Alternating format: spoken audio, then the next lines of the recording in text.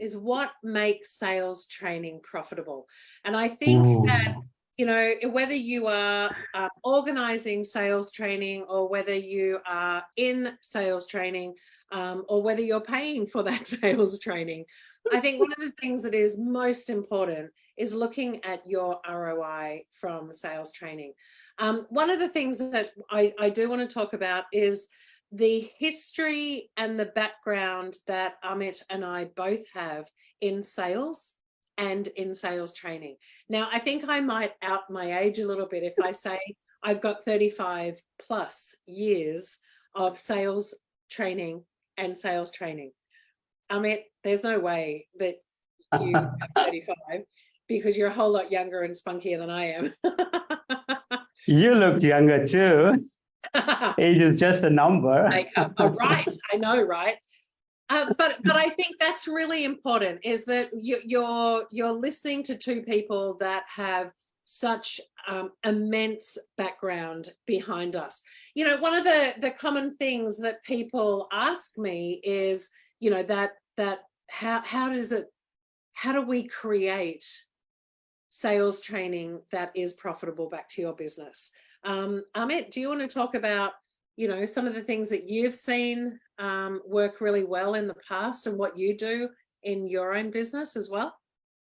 Yeah, so first of all, what I would like to share is that in our discovery meetings, most of the times, sales leaders, human resources leaders, or L&D leaders, they always share with us that they invest in trainings, but what happens is that after a couple of days or weeks or months, it kind of starts to fizzle down, and it doesn't really get a long-term impact. And that's where I start to share with them that it needs to have a structured process.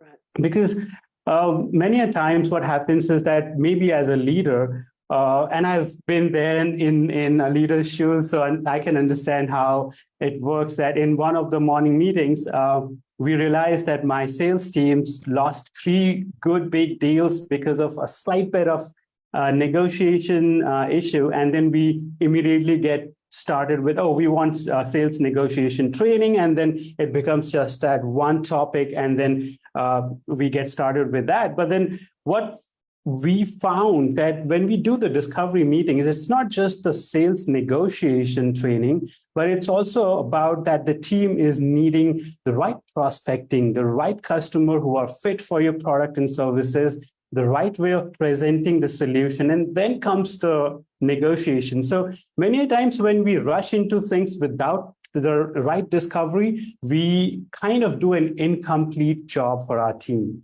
And that's how we see incomplete results. So it's very important that you follow a structured process for it to be giving you the right return on investment. So in Modivus Consulting, what we follow is called a 3D framework. So in the discover phase, we discover all the problems, challenges, roadblocks that the teams are facing. And we interview the leaders and we understand from them. We interview the participants. We understand from them what they will learn that will make them more efficient. And based on that, we curate bespoke programs, then deliver it. And we take a commitment back in terms of learning implementation from the participants. And that forms the foundation of our 3rd D, which is called determine. That's where we come back, we do a refresher, we do some coaching as well, and then we start reviewing their implementation that they had committed.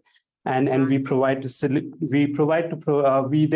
to provide solutions that they still need, which are not covered in the past. So that kind of makes it an end-to-end process, a complete support, and exactly a bespoke program that provides everything that the team needs and almost nothing that they don't within the same program. So I think we need to look at things from a holistic approach in order to make trainings work. What do you think, Beck? Oh my God, I couldn't agree more. And Amit, would you agree with me? No two companies are the same. Therefore, they don't have the same problems.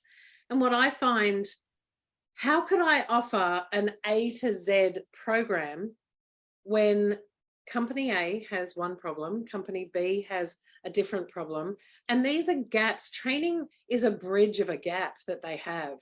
And so therefore, if you've got a trainer who's designing a program that's going to be exactly for you, therefore it has to be profitable because you're creating that bridge that bridges that gap.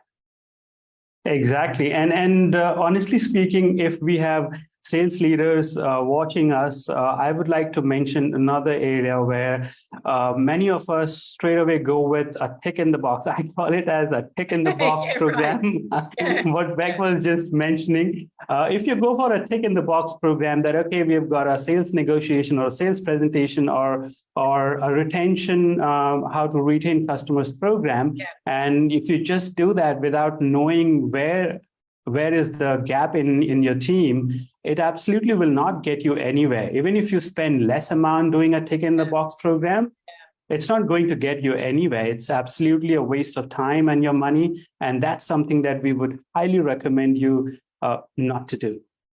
You know, thinking about us talking about sales training is exactly the same as us talking to salespeople about how to do their sales for the company. You know, the old 80-20 rule, right? Excuse me. If you spent just a moment in time working with your customer to actually find the right program, the right product, the right service, whatever it is that you offer, you're going to get more revenue from that client than you are from just giving them the vanilla blanket. And I think that's absolutely. that's the same with us. I personally, I'd prefer to work with a client and give them 3, 4, 5 days, 1 day, whatever it is, of actual great training for that specific need than a year of wasted that nobody's going to use, nobody's going to even think about again after they've left the training room. I did a training last week where, well, did I? Gosh, I'm a trainer, that's what I do. But the training that I did last week, it was really interesting. Every time we went for a break and I'd say, okay, morning tea, who'd like a cup of coffee? Or, okay, let's have lunch, or great, you're done for the day, whatever it is. Every person, every time was like, oh, is it? Wow. Which says to me how engaged they were in the discussions that we were having, and that everything that we talked about, they were able to take away and implement immediately, to the point where some of them actually came to me the next morning and were like, oh, Beck, I've just done this and you'll be so proud of me. And I am. So amazing. Yeah, very cool. Very cool.